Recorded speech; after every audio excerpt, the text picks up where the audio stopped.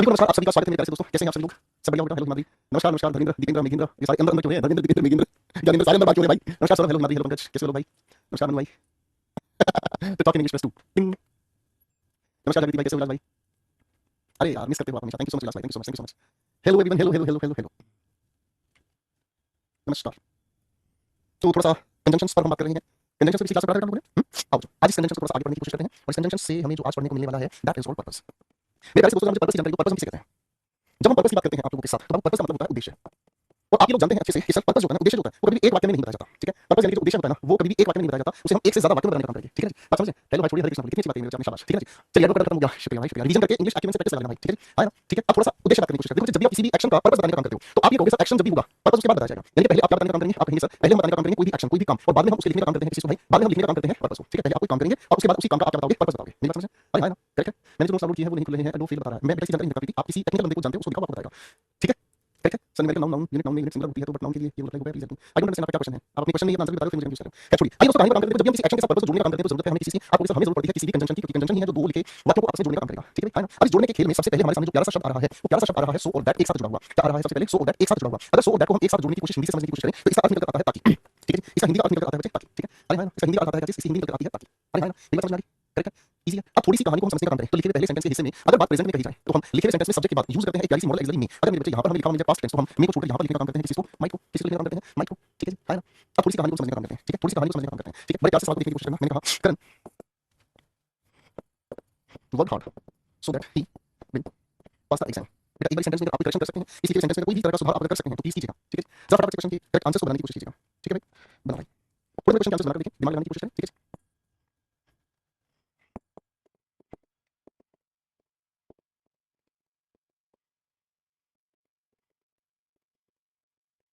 चलो तीन सेंटेंस आपके सामने लिखें, तीनों को फटाफट से बनाने की कोशिश करेंगे। अर्ली का कंपैरेटिव डिग्री होता है अर्लियर, सुपरलेटिव होता है अर्लीस्ट। वैसे एडवर्ब नहीं होगा अर्ली का, ठीक है?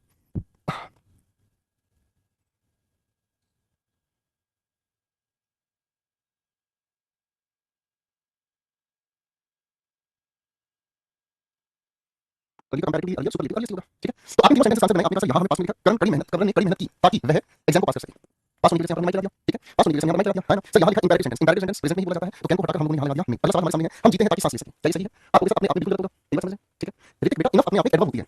इनफ अपने आप में एडवर्ब होती है केवल तब जब आप इसे एडजेक्टिव के बाद यूज करते हैं, तब ये एडवर्ब होती है, ठीक है? और इनफ अपने आप में एडजेक्टिव होता है, इनफ अपने आप में एडजेक्टिव होता है जब इसको हम किसी नाउन से पहले यूज करते हैं। और इसका मतलब मैंने आपको कहा इनफ सॉल्यूशन, नाउन से पहले यूज किया, मैंने कहा इनफ स्टूडेंट्स, नाउन से पहले यूज हो गया, ठीक है? तो बेटा थोड़ा सा ध्यान रखो, ठीक है बेटा? ओके चलिए चलिए अब देखो इस सवाल की हम बात करते हैं believe so that we can breathe. हम इसलिए जीते हैं ताकि सांस ले सकें। आपने यहाँ बात उल्टी कर दी, बात उल्टी कर दी। आप ये कहोगे सर यहाँ इस लिखे हुए सवाल में हमने एक्शन की जगह पर्पस बता दिया, पर्पस की जगह एक्शन। एग्जैक्टली यहाँ क्या बताना है? एग्जैक्टली हमें ये बताना है कि सर हम यहाँ पर सांस लेने का एक्शन इसलिए करते हैं ताकि हम जी सकें। तो भाई हम इसलिए क्या लिखेंगे? मे, और उसके बाद हम क्या लिखेंगे भाई?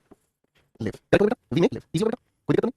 हाँ कि ना? चलो ये तो हमारे सामने लिखा हुआ पहला सवाल। अब मेरे प्यारे दोस्तों अगर इसी लिखे हुए सवाल में मेरे बच्चों इसी लिखे हुए सवाल में हम यहाँ सो दैट को हटाकर इसी की जगह पर हम लिख सकते हैं इन ऑर्डर दैट।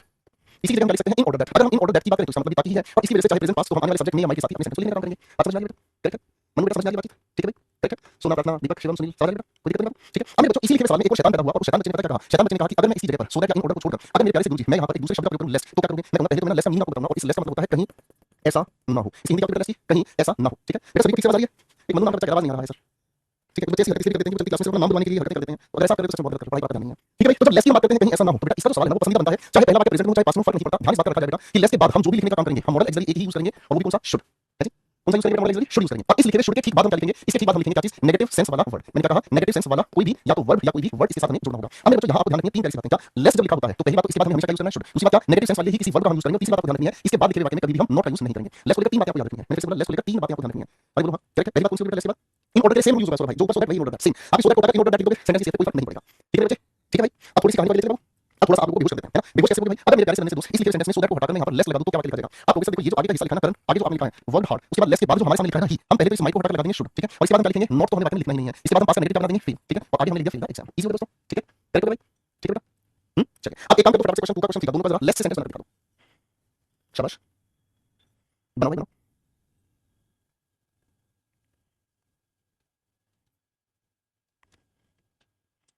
शाबाश। तो भैया अभी लिखे हुए सवाल की बात हम करते हैं रन फास्ट, ठीक है बेटा? आज बनाते हैं रन फास्ट। सो दैट को हटाकर हमने लगा लेस, उसके बाद हमने लगा दिया यू, फिर हमने लिखा क्या चीज? शुड। बेटा नोट तो सेंटेंस में नहीं, कैच का मतलब बस को करना, हमें यहाँ पर नेगेटिव बनाना है तो बस को छोड़ने की हम बात करेंगे मिस द बस। करेक्ट हो गया बेटा? करेक्ट है? इस सवाल को भी हम लेस से बनाते हैं और हमने लिखने का क्या किया? वी रीड लेस वी क्या लिखा है? हमने लिखा पहले शुड और सर यहाँ पर लिव का नेगेटिव हमें क्या बनाना पड़ेगा? बाई। एक बार आखिरी सेंटेंस हिंदी बनाओगे? एक बार आखिरी लिखे हुए सेंटेंस हिंदी बनाओगे बेटा? आखिरी लिखे सेंटेंस हिंदी बनाओगे तो आखिरी लिखे सेंटेंस हिंदी बनाते हो आपके दिल में फीलिंग आएगी सर हम सांस लेते हैं यहाँ लगा मर जाना चाहिए ऐसा तो नहीं है ठीक है ऐसा तो नहीं है भाई आप थोड़ा सा ध्यान से समझना मेरे बच्चों इस सवाल के पीछे की कहानी समझने की कोशिश करते हैं मैंने आपके सामने लिखा राजन इज नॉट ट्रस्टलेस एक बार इसके वाक्य को ध्यान से पढ़ देखेंगे चलो चलो चलो हाँ आप क्या चीज़ लीव लिख सकते हैं इसमें कोई दिक्कत नहीं है इसको आपको कोई दिक्कत नहीं है आप इसको लिख सकते हैं बच्चे मैंने एक सेंटेंस लिखा है इसको ध्यान से पढ़ देते आपको बहुत अच्छा लगेगा इसी लिखे सेंटेंस को ध्यान से समझो मिस की जगह लीव लिख सकते हैं शैलेश ये भगवान बता देता हूँ कमेंट लिख देते हैं अब इस लिखे में वाक्य की अगर हम बात करते हैं तो गणित याद होना सभी को आपके प्यारे से गुरुजी ने आपको गणित पढ़ाया है ना जब आपको गणित पढ़ाया जाता है छोटा सा नियम बता देखो बेटे अगर मैं -2 की गुना -2 के साथ करूं तो रिजल्ट क्या आएगा 4 आएगा और 4 कौन सा आएगा आपको 4 आएगा प्लस का है कि नहीं क्योंकि माइनस की जब मल्टीप्लाई माइनस से करते हैं तो माइनस माइनस 3 हो जाते हैं माइनस माइनस क्या हो जाते हैं 3 हो जाते हैं माइनस माइनस आपस में कटा के क्या जाते हैं प्लस हो जाते हैं सेट है ना ठीक है तो अगर हम ध्यान से समझे तो किसी लिखे हुए शब्द के साथ मेरे प्यारे से दोस्तों अगर किसी लिखे हुए शब्द के साथ हमें लेस लिखा हुआ नजर आता है तो इस लेस की वजह से ये नेगेटिव वर्ड होगा सर नॉट का नेगेटिव होगा और जब माइनस माइनस कटाए तो इन दोनों का आपस में मीनिंग क्या होगा पॉजिटिव तो इन दोनों का मीनिंग आप क्या बताने का काम करोगे राजन इज ट्रस्टलेस नहीं ट्रस्टवर्दी आप राजन पर विश्वास कर सकते हैं वह विश्वास योग्य है वह विश्वास लायक है मेरी बात समझ आ रही है ना यानी नेगेटिव के साथ नेगेटिव जब हम आपस में कटाते हैं तो हमें मीनिंग दिखाई देता है पॉजिटिव दिखाई देता है अब आप ध्यान से समझना थोड़ी देर पहले हमने क्या समझा था थोड़ी देर पहले हमने समझा था कि इस लिखे हुए लेस के मीनिंग के अंदर क्या छिपा है कहीं ऐसा ना हो क्या मीनिंग छिपा है कहीं ऐसा ना हो आप ध्यान से देखोगे तो इस लिखे शब्द का मीनिंग नेगेटिव है और नेगेटिव सेंस वाली वर्ब हमने यूज कर दी तो दोनों आपस में नेगेटिव नेगेटिव कराए तो मीनिंग क्या होगा पॉजिटिव समझ आ गया अब इसकी समझो हम सांस लेते हैं कहीं ऐसा ना हो कि हम मर जाएं करेक्ट है मेरी बात समझ आ रही कहीं ऐसा ना हो हम मर जाएं तो कहीं ऐसा ना हो नेगेटिव और मर जाएं नेगेटिव है व्हाट द पॉइंट क्लियर हो गया देखो बच्चों इसी तरीके से मेरे प्यारे से भाइयों इसी तरीके से हम एक और तरीका बनाकर चलते हैं एंड दैट तरीका जो पर्पस को बताए और उस पर्पस को बताने के लिए हम यूज करते हैं किसका सो एज का एक और शब्द हमारे सामने है दोस्तों और ये तरीका है कौन सा सो एज के जरिए हम क्या बताने का काम कर रहे हैं पर्पस लेकिन इसमें छोटा सा ट्विस्ट है क्या पहला सेंटेंस प्रेजेंट में हो या पास्ट में हो या इससे कोई फर्क नहीं पड़ता लेकिन सो एज के बाद हम कभी भी सब्जेक्ट नहीं लिखते पूरा लिख देता हूं ना आपको आसान हो जाएगा हम लिखे हुए वाक्य में सब्जेक्ट नहीं लिखते पर्पस बताने के लिए हम आने वाले वाक्य में सीधी मेन वर्ब के साथ जोड़ते हैं टू और इसके साथ लगाते हैं फर्स्ट फॉर्म ऑफ वर्ब ठीक है ना और इसके बाद हम लिखने का काम करते हैं जो भी हमारा आगे लिखा हुआ वाक्य है ठीक है ठीक है अब ध्यान से देखो इस लिखे हुए सेंटेंस को अगर मैं मेरे भाइयों अगर इस लिखे हुए सेंटेंस को ही मैं सो दैट हटाकर सो एज लिखना चाहूं तो आप लिखेंगे करण वर्ड हार्ड सो एज बेटा हमने सबसे पहले ही हटा दिया मैं हटा दिया तू लगाकर सीधी वर्ब की फर्स्ट फॉर्म लिख दी so as to pass the exam ठीक है जी करेक्ट हो गया करेक्ट हो गया सेकंड चलो अब एक काम करो फटाफट से क्वेश्चन सेकंड क्वेश्चन पर आंसर बना दो चलो चलो आंसर बना दो चलिए चलिए चलिए आंसर बना के दिखा दो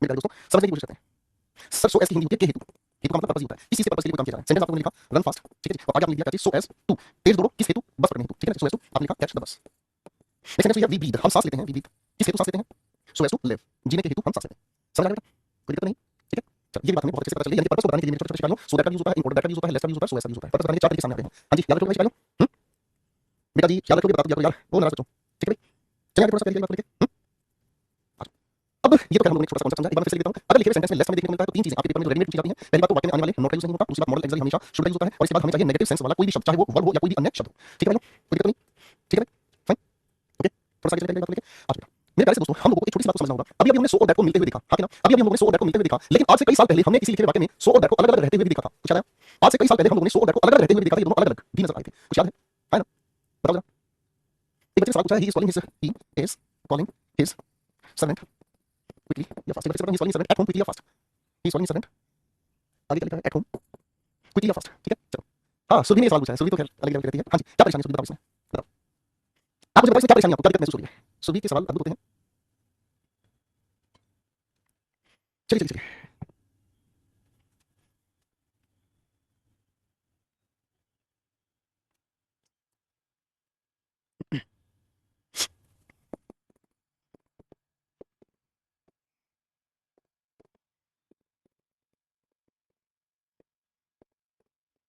एक सवाल पूछा है बच्चे ने ठीक है तो बेटा मैंने दोनों का कॉन्सेप्ट समझाया जरा एक बार आंसर बताने की कोशिश करेंगे ठीक है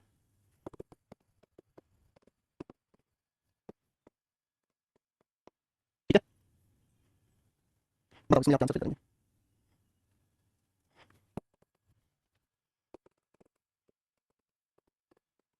एक किसी बच्चे ने शब्द पूछा अगली के बारे में अगली की अगर हम बात करते हैं तो अगली का सिर्फ और सिर्फ समय से पहले होता है ठीक है ना यानी टाइम से पहले यानी जो आपने समय दिया था उससे पहले की बात कर रहे हैं अगली को आप एडवर्ब की तरह यूज कर सकते हैं एडजेक्टिव की तरह यूज कर सकते हैं एडजेक्टिव की तरह जैसे मैंने आपके सामने कहा अर्ली रिस्पांस ठीक है ना मैंने कहा अर्ली बर्ड्स इसी से इडियम है ना अर्ली बर्ड्स यानी जो जल्दी सुबह उठते हैं नाउन से पहले एडजेक्टिव काम करता है ठीक है ना जी किसी काम को टाइम से पहले कर देना जैसे मैंने कहा डिपॉजिट द फी अर्ली यानी जो समय दिया उससे पहले आप फी को डिपॉजिट करते हैं ठीक है तो इन दोनों के आंसर आप आसानी से बना सकते हैं कोई दिक्कत नहीं आएगी ठीक है क्या कहा आपने कार वाज मूविंग देखो ये भी स्पीड की बात कर रहा है फास्ट भी हमें किसी बात करना सिखा रहा है फास्ट भी हमें स्पीड की ही जानकारी दे रहा है लेकिन इस स्पीड और इस स्पीड में क्या फर्क है ये स्पीड समय से संबंधित है और ये जो स्पीड है ये रेट ऑफ रनिंग दौड़ कितनी तेज लगा रहे हो आपको ठीक है कार वाज मूविंग तो आप यहां पर फास्ट लगाएंगे क्योंकि उसकी स्पीड है कौन सी चलने से संबंधित है तेज दौड़ने से संबंधित है उस इंसान ने अपना ब्रेकफास्ट फिनिश किया यहां उसकी स्पीड तेज थी इस वजह से समय की वजह से इसी के लिए आप यहां पर क्या लगाएंगे क्विकली ठीक है अब ये जो फास्ट लिखा है ये फास्ट लिखा है ये एडवर्ब की तरह यूज होता है जिसका उदाहरण पर लिखा है इसे आप एडजेक्टिव की तरह यूज कर सकते हैं अगर आप लिखे हुए फास्ट को नाउन से पहले यूज करते हैं जैसे मैंने आपके सामने लिख दिया क्या फास्ट बॉलर इंडिया का इस समय फास्ट बॉलर कौन है जिसे आप पसंद करते हैं इंडिया का इस समय फास्ट बॉलर कौन है जिसे आप पसंद करते हैं कोई भी नाम हो सकता है ठीक है नाउन से पहले ठीक है फाइन चलिए तो बात समझ आ गई बेटा इस आंसर आप बना लोगे आराम से कोई दिक्कत नहीं है he is calling his servant at home तो वो कैसे आए समय से आए या फिर तेज दौड़ता हुआ आए तो आपको इसे यहां पर क्या करेगा दौड़ लगानी है उसको तो फास्ट इसलिए ज्यादा बेहतर आंसर है ठीक है he is calling his servant at home fast correct answer हो गया ओके जी कोई दिक्कत नहीं किसी भी जो बोल रहा है आपको गुमराह मैं कहता हूं शमी किसी का भी आप नाम ले सकते हैं ठीक है आगे मैं एग्जाम में आपके लेक्चर देख के कोई काम करने का मन नहीं करता। Thank you Vikas, thank you so much भाई। देखो अपने गुरु की इज्जत करना कोई आपसे सीखे, ठीक है? आप अपने गुरु की इज्जत करते हो, सच में बहुत बड़ी बात है भाई। आज बेटा अब आप सभी के साथ डिफरेंस समझने की कोशिश करूंगा सो दैट इकट्ठे भी लिखा हुआ हमने देखा है गुरुजी और मेरे प्यारे से गुरुजी सो दैट के बीच एक गैप भी हमने दिखा है, ठीक है? ठीक है, अपना शुरू करते हैं। फाइन, अब हमें ये देखना है मेरे प्यारे से दोस्तों साथियों कि आखिर ये दोनों अगर मिल जाएं तो क्या हो और अगर ये दोनों एक दूसरे से दूर ही रहें तो क्या हो, ठीक है? मिलना और बिछड़ना तो दस्तूर हो गया है ना? मिलना और बिछड़ना तो दस्तूर हो गया है। अब इनको आपस में देखते हैं कैसे होगा। देखो हम पहले तो इस सो दैट का कांसेप्ट समझ में आया कि ये बताने का काम करता है क्या चीज, पर्पस, और इस सो दैट से हमें क्या पता चलता है, ये हमें पता चलता है कॉन्सिक्वेंस, या फिर हमें देखने की कोशिश करने की बात हम करते हैं ये किसी चीज की एबिलिटी बता देता है, ठीक है ना? ये किसी चीज के बिहेवियर को भी बताने का काम करता है। कैसे, थोड़ा एग्जांपल से समझते हैं। मैंने सेंटेंस आपके सामने लिखा, मैंने कहा ही वॉक्स फास्ट सो दैट ही में रीच ऑन टाइम, ठीक है? वो सही समय पर पहुंच जाए इसलिए वो तेजी से चलता है। अब यहाँ पर स्टोरी समझ आ गया बेटा, तेजी से चलने का मतलब स्पीड तो है लेकिन कैसी स्पीड है जो उसके चलने की गति को तेज करता है, ठीक है? हाँ ना? अब मेरे बच्चों अगर मान लीजिए मैं आप सभी के सामने लिखता हूँ he is too poor to afford, afford का मतलब खर्च ज़हन करना एनीथिंग। अब मुझे एक बात बताओ बेटा, इस लिखे हुए सेंटेंस को क्या आप इस लिखे हुए सेंटेंस में इस टू और टू को रिमूव कर सकते हैं? आप में से अगर कोई भी बच्चा, आप में से अगर कोई भी बच्चा किसी पेपर की तैयारी करता है जिसमें removal of too and to paper में पहले दिया जाता था तो दिमाग में सवाल आता ही होगा, तो आप इसको रिमूव कर सकते हैं क्या कहकर he is so poor that, परिणाम क्या है, गरीब है, इसका परिणाम क्या निकला, ही कैन नॉट, उसकी क्षमता नहीं है, he can not afford any car, वह किसी कार का खर्च नहीं वहन कर सकता। तो समझ में आ गया बेटा, हाँ ना? ठीक है, तो हमें ये चीज समझ में आती है कि गुरुजी अगर सो और दैट अलग अलग हो जाए, यहाँ लिखता हूँ थोड़ा सा बाकी आसान हो जाएगा। अगर प्यारे से गुरुजी सो और दैट अलग अलग हो जाता है, मैंने क्या बोला है फिर से समझिएगा, अगर गुरुजी सो और दैट अलग अलग हो जाता है तो इसके ठीक बीच हम या तो एडवर्ब या एडजेक्टिव का प्रयोग कर सकते हैं। अगर यहाँ लिखी हुई एक्शन वर्ब हमें देखने को मिली एडवर्ब लगा देंगे, लिंकिंग वर्ब देखने को मिली एडजेक्टिव लगा देंगे। अगर बोलो हाँ ठीक है जी करेक्ट होगा। तो सो दैट अलग अलग हो जाता है तो ये हमें बताने की कोशिश करता है क्या, कॉन्सिक्वेंस, ठीक है? सो दैट इकट्ठे मिल जाता है तो ये क्या बताता है, पर्पस। हाँ जी बाबू साथ साथ समझ में आ गई बात, ठीक है? अब यहीं से एक मोहब्बत और हमें याद आती है, मोहब्बत हमें बहुत याद आती है, ठीक है? अब ये भी आपने गुरुदेव हमें बताया सो एज अगर मिल जाए तो क्या हो, पर हमें ना आपके साथ पहले भी हमने जब समय बताया है डिग्रीज ऑफ कंपैरिजन तो आपने हमें सो एज को अलग अलग करके भी बताया है ये क्या कर सकते हैं। ये आप जानते ही हैं सो एज अपने आप में दोनों इकट्ठे मिलकर पर्पस बताते हैं जिसके साथ हम इंफिनिटी लेकर चलते हैं, टू के साथ फर्स्ट वन को जोड़ सकते हैं। बोलो हाँ समझ आ गया बेटा, करेक्ट? फिर अब दूसरी बात हमें समझ में आती है सो और एज को अगर हम स्प्लिट कर देते हैं तो इसके बीच हम या तो क्या लगा देते हैं, इसके ठीक बीच या तो हम लगा देते हैं एडजेक्टिव या फिर लगा देते हैं एडवर्ब, और ऐसे लिखे हुए सेंटेंसेस हमेशा बताने का काम करते हैं comparison of equality, comparison of equality यानी कि जब किसी के अंदर दो क्वालिटीज एक जैसी देखने को मिले। पहला सवाल मैं लिख रहा हूं आपके सामने, मैंने आपके सामने लिखा Mansi called him so as to help him. Mansi ने उसे फोन इसलिए किया बुलाया उसे ताकि क्या है मदद करने हेतु उसकी उसको बुलाया गया। पहले समझ आ गई। अब दोस्तों अगर मैं सो एज को अलग कर देता हूं, एक सेंटेंस आपके सामने लिखा है Mansi is not so special as Rakhi is, इसका मतलब समझ में आया? मानसी नहीं है इतनी स्पेशल जितनी राखी है, ठीक है? तो ये आप लोगों ने प्यार से समझा, ये सारी बात आप लोगों ने प्यार से समझी है भाई, बोलो हाँ। तो सो और एज दोनों एक साथ अगर हो जाए अलग अलग हो जाए तो इनके कॉन्सेप्चुअल डिफरेंसेस क्या होते हैं ये मुझे लगता है अब आप लोग इन चीजों में परेशान अभी भी परेशान हो गए भाई, हो गए भाई, अभी भी परेशान हो गए भाई, बता दो अभी भी परेशान हो गए तो हम आपके घर सीधा आपके हाथ से चाहिए, आपके हाथ से आगे की पढ़ाई कराएंगे। हाँ भाई आगे की बात समझ बच्चे। चलो अब मैं आपके सामने कुछ सेंटेंस लिख रहा हूं, कुछ अगले कॉन्सेप्ट लेके चल रहा हूं। पहले मैं सेंटेंस आपके सामने लिखूंगा, पहले से रिवाइज करो। मैं 1 मिनट आपके से देखूंगा, 1 मिनट के लिए रुकूंगा क्लास के लिए, ठीक है? चुनो सा 1 मिनट 1 मिनट पहले इसको ध्यान से देखो लिखो बेटा, समझो फिर आगे कंटिन्यू करते हैं।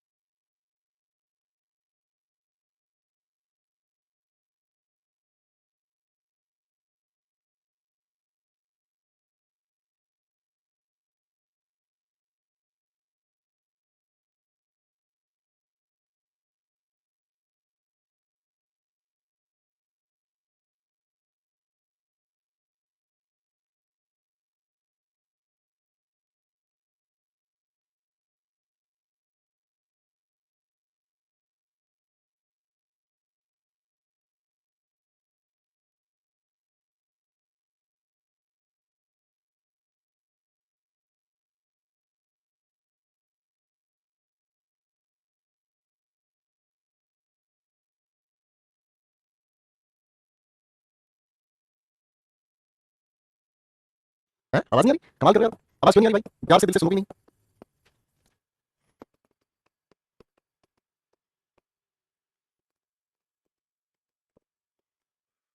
आवाज क्यों नहीं आ रही, तुम दिल से नहीं सुन रहे हो? मैं देख लिया हूं भाई किस किस के दिल में मेरे लिए काला काला है, ठीक है? काला है मैडम काला, तेरा दिल है बहुत काला, ठीक है बेटा? पता चल गया बेटा? चलिए क्वेश्चन लिख रहा हूं इसी बात के साथ।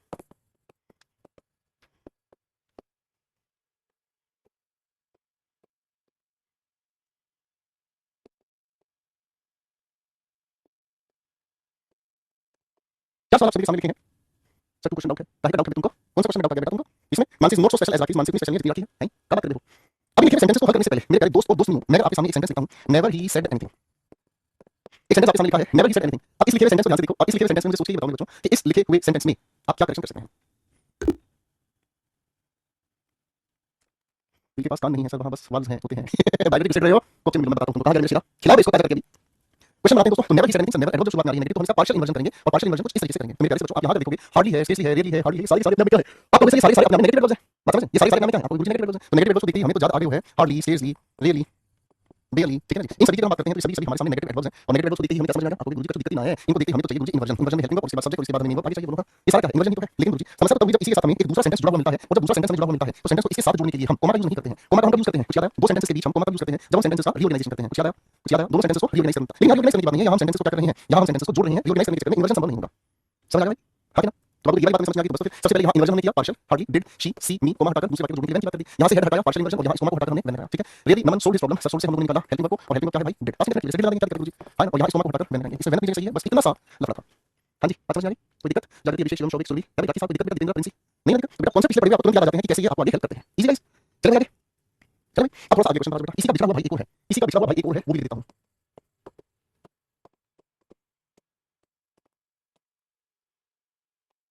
वेव मतलब हिलाना, वेव्ड हिज हैंड्स। बेटा सवाल को भी इसी तरीके से ध्यान से समझने का काम करेंगे, इस लिखे हुए सवाल को भी इसी तरीके से ध्यान से समझने का काम करेंगे भाई। क्या प्यारा सा सवाल है, मजा ही आ जाना है तनु, ठीक है जी। मैं कहना सी मजा ही आ जाना है तनु भाई, इस सवाल को सीख करोगे, ठीक है जी। क्या नोट नेवर का एक साथ यूज कर सकते हैं बेटा, आप करो, ठीक है।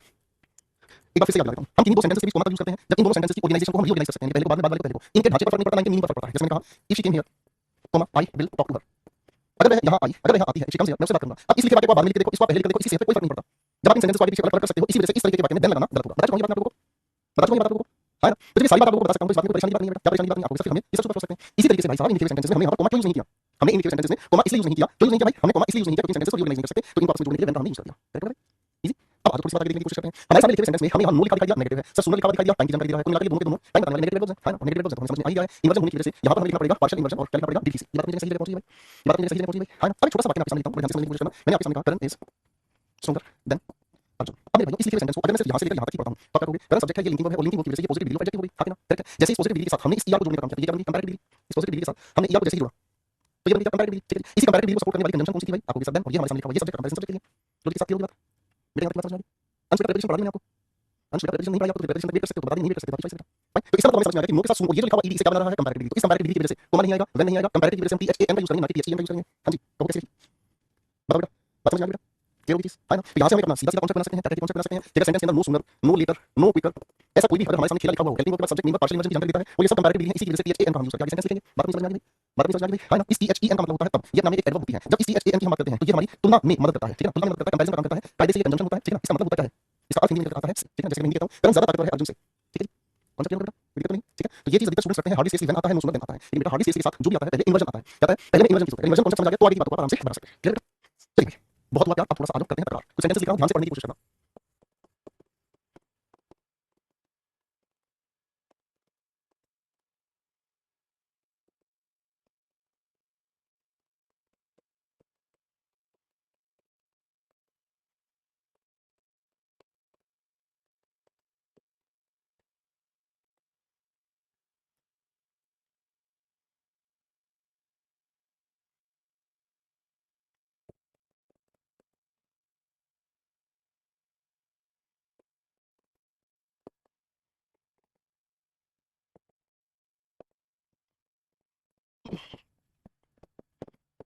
भाई आप सभी के सामने पांच सेंटेंसेस लिखे हैं बेटा और पांचों के पांचों सेंटेंसेस में आपको छोटी सी मेहनत करनी है। क्वेश्चन नंबर 3 को ध्यान से पढ़कर सुनो, ठीक है जी। आपके सामने थोड़ा सा ध्यान आपको लगाना होगा, ठीक है भाई।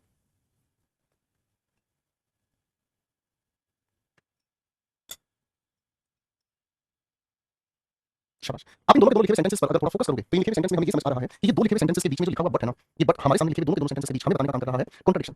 क्या बताने का काम कर रहा है कॉन्ट्रडिक्शन। कॉन्ट्रडिक्शन का मतलब क्या होता है विरोधाभास, कॉन्ट्रडिक्शन का मतलब क्या होता है विरोधाभास। जब विरोधाभास की हम बात करते हैं तो यानी दोनों बातें एक दूसरे के साथ क्या हो गई, आपको बिल्कुल दोनों एक दूसरे के बिल्कुल खिलाफ हो गई, एक दूसरे के ठीक विपरीत हो गई। अरे है ना, ये बातें दोनों एक दूसरे के बीच क्या है बिल्कुल विरोध दिखाती हैं, दोनों का मतलब एक दूसरे के विपरीत आता है। जैसे टीचर क्लास में पढ़ा रहा था लेकिन राहुल सो रहा था, टीचर क्लास में पढ़ाए तो उम्मीद की जाती है कि कोई बच्चा क्लास में पढ़े, लेकिन क्लास में नहीं पढ़ रहा है तो इसका मतलब बदतमीज है। समझ में, दोनों एक दूसरे के क्या विपरीत है। ठीक इसी तरीके से मेरे बच्चों अगर क्वेश्चन नंबर 4 को ध्यान से देखेंगे उसने बिल पे किया, हालांकि उसने कुछ नहीं खाया, तो आप क्या करोगे, आप कहोगे वो खा सकता था लेकिन उसने खाया नहीं। तो इस लिखे हुए शब्द की अगर हम बात करते हैं तो पहले हिंदी में है ना, इसका हिंदी में आता है लेकिन, किंतु या फिर जिसको हम कहते हैं क्या परंतु, ठीक है। लेकिन अगर हम किसी भी लिखे हुए वाक्य में बात करते हैं ऑल्दो की या दो की, ये दोनों भाई हैं भाई, दोनों एक ही हैं, इन दोनों का अर्थ होता है हालांकि, या फिर हिंदी आती है क्या के बावजूद, ठीक है, के बावजूद, करेक्ट बेटा, ये इसी हिंदी में है, ठीक है। अब ऐसी सिचुएशन में अगर हम लिखे हुए वाक्य को ध्यान से हम देखते हैं तो सिर्फ हालांकि या के बावजूद की वजह से भी हमें क्या देखने को मिलता है कॉन्ट्रडिक्शन देखने को मिलता है। जैसे इन दोनों वाक्यों में कॉन्ट्रडिक्शन, जैसे इन दोनों लिखे हुए वाक्यों में कॉन्ट्रडिक्शन देखने को मिलता है, करेक्ट है। दोनों के बीच क्या है विरोधाभास है ना।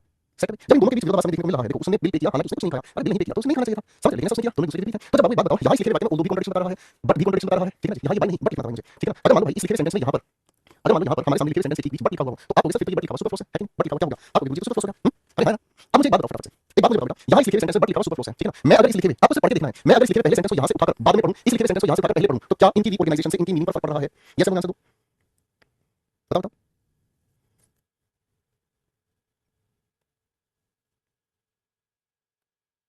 शाबाश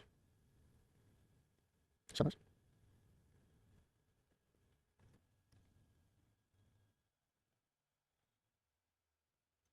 ग्रेट।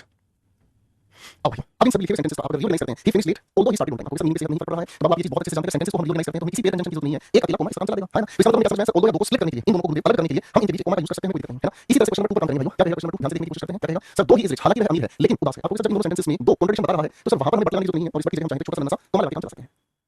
बोलो हां, क्लियर है? राइट है। अब इस लिखे हुए सवाल से एक प्यारा सा लॉजिक समझ आता है, पुरानी English coding, old English coding हमने देखा है कि कभी-कभी ऑल्दो या दो के साथ हम लोगों को या का यूज करने की इजाजत है, ठीक है। ऑल्दो या दो के साथ हमें या का यूज करने की इजाजत है, ठीक है। तो भाई यहां ऑल्दो समीर एंड फास्ट, हालांकि समीर तेजी से बोला फिर भी वह कुछ रेस में जीत ना सका, इस या की हिंदी क्या होती है फिर भी, ठीक है। बात समझे? तो फिफ्थ क्वेश्चन में आप दो लिखा हुआ या दिखा देख सकते हैं, अगर नहीं लिखा हुआ तो उससे कोई फर्क नहीं पड़ता, कॉमा भी काम चला सकता है या भी काम चला सकता है, ठीक है। अब ये बच्चों को नहीं आ रहा होगा गुरुजी एक बात दिन में आ रही है कि क्या गुरुदेव स्टिल और येट में कोई फर्क होता है? भाई मैं बताता हूं, देखो ध्यान से समझने का काम करना। स्टिल का मतलब होता है अपने आप ये एडवर्ब का काम करता है और इसी हिंदी होती है अब भी, इसी हिंदी होती है अब भी, ये हमेशा यूज होता है कंटीन्यूअस टेंस में। उदाहरण लिखा हूं, ध्यान से देखने की कोशिश करना। जैसे मैंने आपके सामने कहा Rajesh is still reading the old books, Rajesh आज भी पुरानी किताबें पढ़ रहा है, ठीक है। मैंने कहा राजीव आज भी पुरानी किताबें पढ़ रहा है, ठीक है। इसका मतलब क्या हो गया, अब भी उसकी जो किताबें हैं वो पुरानी हैं जिनको वो पढ़ रहा है, ठीक है। स्टिल का यूज कॉन्ट्रडिक्शन के लिए नहीं होगा, स्टिल का यूज कॉन्ट्रडिक्शन के लिए बोलचाल में कर लेते हैं, स्टिल का यूज बोलचाल की भाषा में कर लेते हैं, है ना, लेकिन हकीकत में इसका यूज नहीं किया जाना चाहिए। बोलचाल में हम इसे यूज कर लेते हैं, जब हम किसी के सामने बोलचाल की बात करते हैं तो बोलचाल में तो हम किसी के साथ यूज करते हैं, ठीक है। जैसे आप किसी को ये कहना चाहते हैं I know he is a cheat, I know he is a cheat, मैं जानती हूं वो धोखेबाज है, स्टिल आई लाइक हिम, फिर भी मैं उसे पसंद करती हूं। अब यहां स्टिल का मतलब दोनों निकलता है कि अब भी फिर भी मैं ये काम कंटिन्यू कर रही हूं, ठीक है, ओके। अब इसी का जो विरोधी है दूसरा भाई है जो येट है, येट के तीन अलग-अलग यूज हैं। पहली बात तो ये समझ में आता है येट का मतलब हिंदी में आता है अब तक, और ये हमेशा यूज करने की कोशिश करते हैं हम परफेक्ट टेंस में, और वो कौन से परफेक्ट टेंस में, प्रेजेंट के परफेक्ट टेंस में, प्रेजेंट के परफेक्ट टेंस में, ठीक है। क्योंकि येट के अंदर कॉन्ट्रडिक्शन, ठीक है, मेरी बात समझे, येट के अंदर क्या छिपा हुआ है, येट के अंदर कहीं ना कहीं कॉन्ट्रडिक्शन छिपा हुआ है, विरोधाभास छिपा हुआ है, तो येट के अंदर कोई भी विरोधाभास छिपा, इसलिए हम इसे यूज करते हैं हमेशा प्रेफरेबली इसमें नेगेटिव सेंटेंस में यूज करते हैं, ठीक है। उदाहरण से समझने का काम करते हैं, Rahul has not paid the bill yet, ठीक है। राहुल ने अब तक बिल पे नहीं किया है, राहुल ने अब तक बिल पे नहीं किया है, कहानी खत्म। इसी येट को हम यूज कर सकते हैं कंट्रास्ट के लिए, इसी येट को हम अकेले कंट्रास्ट के लिए यूज कर सकते हैं, यानी कि इसको बिल्कुल सिंपल बेसिक लेवल पर हम समझने का काम करें, इसको बिल्कुल बेसिक लेवल सिंपल लेवल पर हम कंट्रडिक्शन के लिए बताने के लिए यूज कर सकते हैं। कंट्रडिक्शन क्या होता है, कंट्रडिक्शन क्या हो गया, कंट्रडिक्शन खाली इसी वाक्य में यूज कर सकते हैं जिसकी हिंदी में आती है, जैसे Heena is poor yet happy, ठीक है जी। He hates me yet he is in my team, मुझसे नफरत करता है फिर भी मेरी टीम में है, ठीक है, ठीक है।